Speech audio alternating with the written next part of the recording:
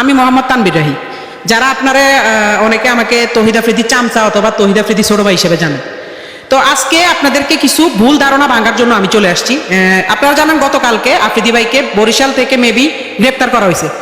তো আমি গতকালকে না, লাস্ট কয়েকদিন যাবত একটা জিনিস শুধু দেখতেছি যে আফ্রিদি ভাইয়ের জন্য যখন ইয়া জারি হয়েছে যে ওনাকে 28 ঘন্টার ভিতরে গ্রেপ্তার করতে হবে বা 48 ঘন্টার ভিতরে গ্রেপ্তার করতে হবে, সব কিছুর মধ্যে শুধু আপনারা আমাকে ঢুকে দিতেছেন ওনার সাথে।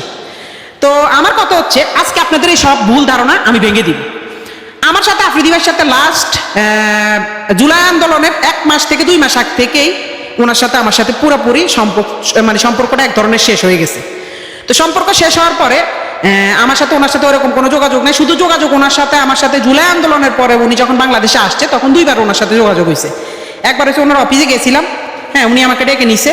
আচ্ছা, ওইটা আপনারা ইনশাল্লাহ ওইটা সম্পর্ক আপনারা জানতে পারবেন। এই ছাড়া আরেকবার দেখা হয়েছে ওনার জন্মদিনের দিন। এই ছাড়া আর ওনার সাথে আমার কোনো ধরনের যোগাযোগ নেই, কোনো ধরনের দেখা সাক্ষাৎ নেই।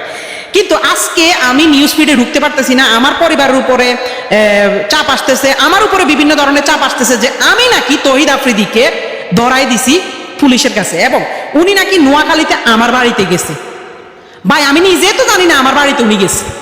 আর এটা যদি আপনারা প্রমাণ করতে পারেন যে উনি আমার নোয়াখালীতে আমার বাড়িতে গেছে বা আমি ওনাকে ধরাই দিছি, তাহলে আপনারা যেই শাস্তি দিবেন আমি ওই শাস্তি মাথা পেতে নিব। আর আরেকটা ছোট্ট বিষয় হচ্ছে আমার বলতেই হবে, আমাদের তৌহিদ আফ্রিদি টিম মেম্বারে তো আমি একা ছিলাম না। আপনারা সবাই আমাকে নিয়ে পড়ে আছেন কেন ভাই? আমাদের টিম মেম্বারে তো আমি একা ছিলাম না, আরো 10 জন 15 জন আছে, তাদের নিয়ে কথা বলেন না কেন? সারাক্ষণ আমার নিয়ে পড়ে আছেন কেন? আমি তো এটা বুঝতেছি না। আর আপনারা যারা আমার বলতেছেন যে আমি তারা ধরাই দিছি, ভাই ওনার আব্বারে মেবি ধরছে রবিবারে। তো প্রথম থেকে আমি আজকে ওনাকে ধরা পর্যন্ত আজকে প্রায় মেবি 1 সপ্তাহ হয়েছে। এই 1 সপ্তাহ আমি সিআইডির আন্ডারে ছিলাম। আমার মোবাইল, আমি নিজে কোথায় যাই, কখন কি করি না করি, সব কিছু আমার সিআইডির আন্ডারে। ইভেন আমি সবচেয়ে বেশি ফেস করতে হয়েছে,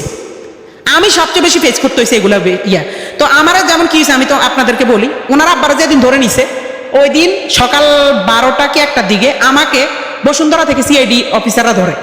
বসুন্ধরা থেকে আমি আর আমার এক বড় ভাই গেছিলাম গাড়ি কিনতে, ওইখান থেকে আমাদেরকে ধরে আমাদের সজল ভাই দোকানে, সজল ভাই সহ আমাদেরকে জিজ্ঞাসাবাদ করা হয়েছে, আমার মোবাইল ট্র্যাক করা হয়েছে, আমার মোবাইলে সবকিছু ঘাটাঘাটি হয়েছে এবং সবকিছু দেখছি। ইভেন এরপরও প্রতিদিন আমাকে ধরা হয়েছে। তারপরে আমি একজনের ভিডিও দেখছিলাম, আমেরিকান আমার এক বড় ভাই আছে হিমেল ভাই, তারপর ইলিয়াস ভাই, ওনাদের ভিডিও দেখছিলাম। ওনারা ওইটার মধ্যে যখন আমারে জড়ানো শুরু করছে তখন আমি দেখলাম যে ভাই আমি ওনার সাথে সংযুক্ত না বা ওনার সাথে আমার যোগাযোগ না। ওনার বিয়েতে পর্যন্ত আপনারা আমার দেখেন না, লাস্ট ওনার বিয়েতে পর্যন্ত আমরা দেখেন। হ্যাঁ উনি আমার ভাই, উনি আছে, উনি ওনার মতো, আমরা আমার মতো। উনি ওনাদের মতো কাজ করছে, আমরা আমাদের মতো কাজ করতেছি। ওনার সাথে আমার প্রায় 1 থেকে 1 বছর 2-3 মাসের মতো ওনার সাথে কোনো ধরনের যোগাযোগ নেই। ওনার সাথে সিআইডি অফিসাররা তো সব জানে বা স্যাররা তো আমার অল টাইম তদন্তের মধ্যে রাখছে। ওনারা তো দেখছে উনি যদি আমার নোয়াখালীর বাড়িতে যাইতো ভাই আমি নিজে জানি না। আমি তো পুলিশের কাছে, আমি নিজে তো সিআইডি অফিসারদের কাছে জিম্মি বলতে ওনারা আমার তদন্ত করতেছে। তো ওনারা কি তদন্ত করে জানতো না যে আফ্রিদি ভাই কই, আফ্রিদি ভাই কি নোয়াখালী গেছে না কোন জায়গায় গেছে? ভাই আমরা যদি জানতাম তাহলে তো আর আমরা সিআইডি অফিসারের কাছে থাকতাম না।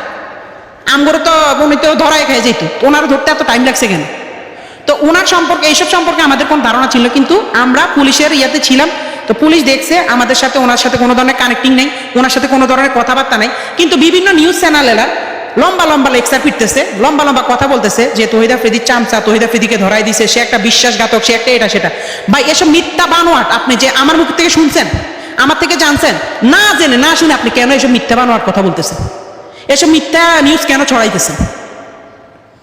উনি কি করছে ওনারটা আইন আদালতে বুঝবে। আমি যদি কোনো দোষ করে থাকি আমারটাও আইন আদালতে বুঝবে। ওনার দোষ আমার উপরে কেন চাপাইতেছেন? আমার টিমে তো আমি একা ছিলাম না, আমার টিমে আরো 10 জন ছিল। ওদেরকে নিয়ে কথা বলতেছেন না, শুধু আমাকে নিয়ে কেন পড়ে আছেন? আমি কি বলেন? আমি কি একটা ফুটবল যে আমার পাইছেন? হ্যাঁ আমি ফুটবল বুঝছি, আমার পাইছেন শুধু লাথি দিবেন এটা হলে তো হবে না ভাই। আপনি আপনার বিবেককে প্রশ্ন করেন।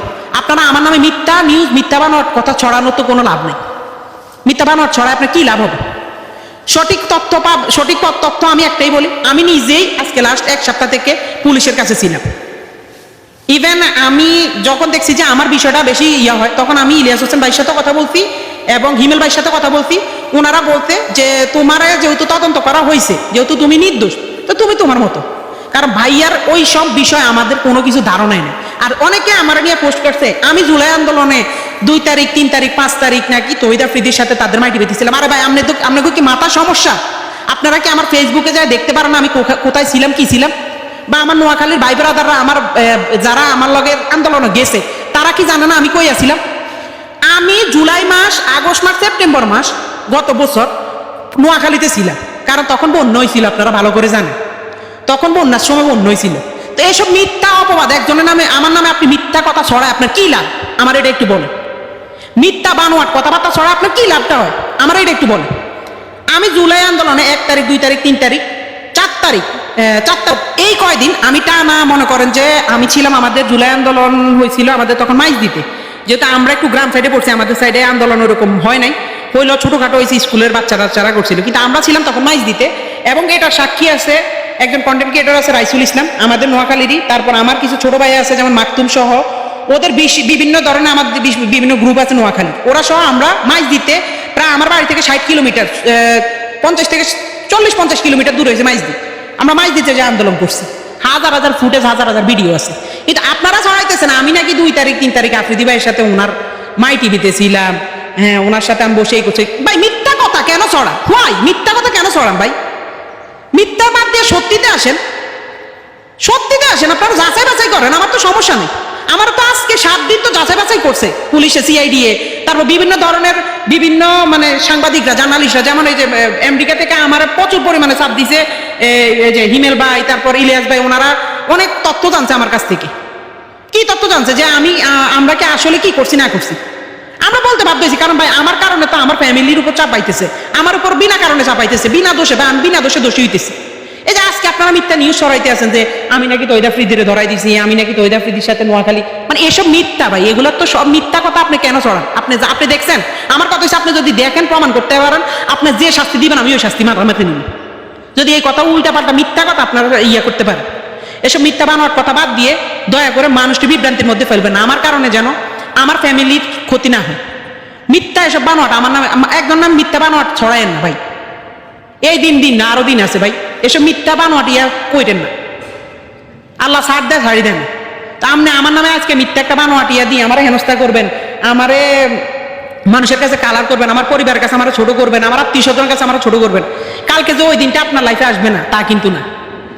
তো একজন বন্ধু, সে আমার বড় ভাই, তার সাথে আমার সম্পর্ক নাই, ঠিক আছে, হ্যাঁ তার সাথে আমাদের সম্পর্ক নাই, কোনো সমস্যা নেই, কিন্তু একটা জিনিস কি, তার কারণে আমার কারণে তার আমি কোনোদিন তার কোনো ক্ষতি করিনি, এবং তারা ধরে লয়ে গেছে ওইসব বিষয় আমরা জানিও না, তার কারণে আরো আমরা হেনস্থার মধ্যে পড়ছি, তার কারণে আরো আমরা বিভিন্ন হয়রানির মধ্যে পড়ছি, তার কারণে আমরা দিনের পর দিন আমরা খুব ঝামেলার মধ্যে পড়ছি, কিন্তু আমরা তো এগুলো নিয়ে কোনোদিন কিছু বলিনি। আপনারা কি জানতেন আমার যে পুলিশে নিয়ে গেছে, আমরা যে সিআইডি তদন্ত করছে, এগুলো জানতেন? কিছুই জানতেন না। তো আমার নিয়ে হুদায় মিথ্যা অপবাদ ছড়ায় না ভাই, দয়া করে আপনাকে, আমার একটা পরিবার আছে, আপনার একটা পরিবার আছে, দয়া করে হাত জোর করে মাপ চাই, মিথ্যা ছড়ানোর আগে জানবেন, না জানে শুনে মিথ্যা কারণে আমি নিউজ করেন না। ধন্যবাদ।